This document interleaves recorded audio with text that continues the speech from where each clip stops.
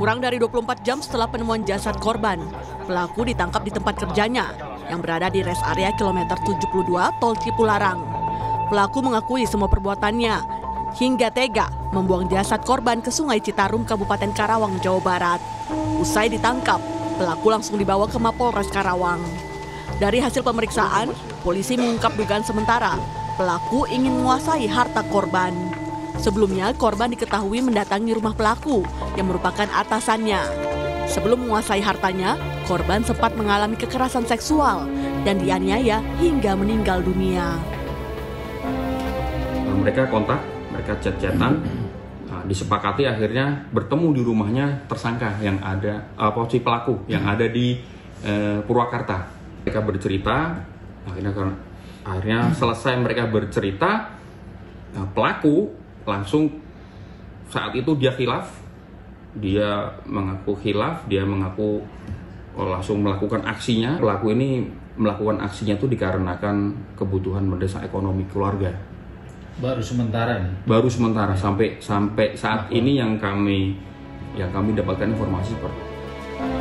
Satreskrim Polres Purwakarta gelar olah TKP kasus pembunuhan dan pemerkosaan terhadap karyawan minimarket oleh atasannya yang jasadnya ditemukan di Sungai Citarum, Kelari, Karawang.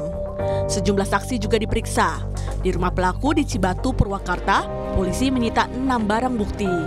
Polisi menemukan barang bukti milik korban yang dibakar pelaku. Di luar rumah, polisi juga menemukan jas hujan korban. Sementara di dalam rumah, polisi menemukan sejumlah barang bukti lain yang diduga digunakan pelaku untuk membuang korban ke Sungai Citarum.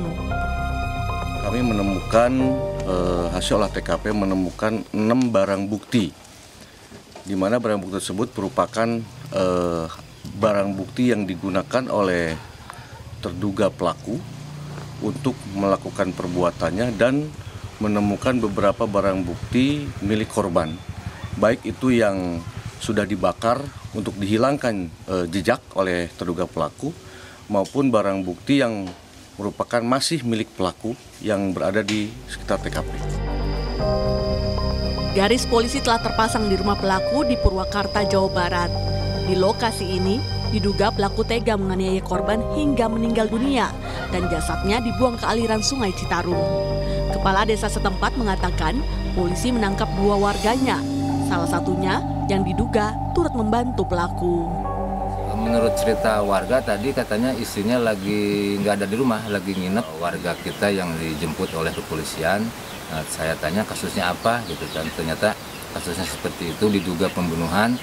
Terus di berapa orang yang dibawa, yang katanya 3 orang, tapi yang dibawa sebelum hanya 2. Terkaitan 2 warga bapak ini apa sih Pak?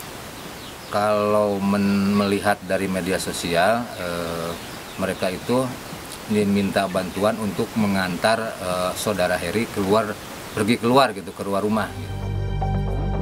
Saat ini polisi masih memeriksa pelaku secara intensif dan memburu rekan-rekan Heri Tanto yang diduga terlibat dalam peristiwa ini. Tim Liputan Kompas TV.